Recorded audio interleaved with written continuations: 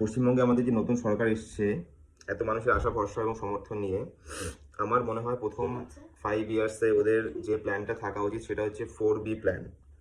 4B plan মানে হচ্ছে, একটা প্ল্যান হচ্ছে কি, ওরা কি এদের মানে মোটো কি ছিল, ইলেকশনের মোটো ছিল ভয় আউট ভরসা ইন, তাই তো? তাহলে ভয় যদি আউট হয় তাহলে মানুষের মন থেকে যে ভয়, যে তৃণমূল সরকার যে ভয়টা মানুষের মনে তৈরি করেছিল যে কোনো কিছু বলা যাবে না, সরকারের বিরুদ্ধে কোনো কথা বলা যাবে না, কোনো নেতার বিরুদ্ধে কোনো কথা বলা যাবে না, কেউ কিছু ভুল করলে, কেউ দুর্নীতি করলে সেটা চোখ মুখ বন্ধ করে সহ্য করতে হবে, সেটা হচ্ছে ভয়। সেই ভয়টাকে বের করতে হবে। মানুষের মেয়েদের যে নিরাপত্তা, মেয়েদের যে বাইরে বেরোনোর ভয়, অন্যের সিকিউরিটির ভয়, সেই ভয়টাকে দূর করতে হবে।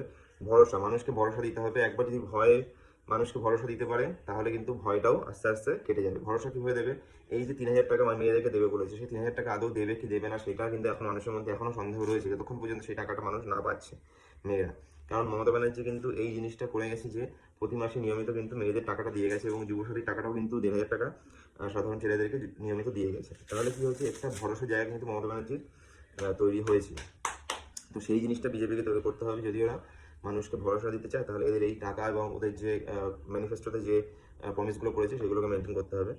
আচ্ছা, আর হচ্ছে 3 নম্বর বি কি হচ্ছে? 3 নম্বর বি হচ্ছে বর্ডার। মানে বর্ডার সিকিউরিটি নিয়ে কিন্তু বিজেপি প্রচুর কথা বলেছে যে আমাদের বর্ডারে, যেহেতু আমাদের একটা ফেডারেল স্ট্রাকচার, সেখানে আমাদের বর্ডারে আমরা জায়গা পাচ্ছি না ফেন্সিং দেওয়ার জন্য, আমাদের ইনফিল্ট্রেশন হচ্ছে বাংলাদেশ থেকে, প্রচুর অনুপ্রবেশকারী রোহিঙ্গা এটা ঢুকে যাচ্ছে, একটা মানে মিসক্রিয়েন্সটা ঢুকে যাচ্ছে বাংলাদেশ থেকে।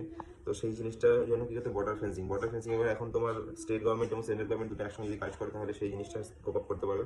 আর 4 নম্বর যেটা বি হচ্ছে সেটা হচ্ছে তোমার ভবিষ্যৎ। মানে এরপরে কি হবে, নতুন প্রজন্ম যারা আসছে, নতুন ইয়াং ছেলেরা, তাদের ভবিষ্যৎ কি হচ্ছে, তাদের সরকারি চাকরির ব্যবস্থা কিছু করছে কিনা, নতুন কোনো ইন্ডাস্ট্রি আসছে কিনা, সেগুলো দেখে তাহলে কি হচ্ছে, সেটা হচ্ছে ভবিষ্যৎ। তাহলে এই 4টে বি কীভাবে কাজ করে সেটা হচ্ছে আমাদের কিন্তু এখন নেক্সট 5 ইয়ার্সে দেখা।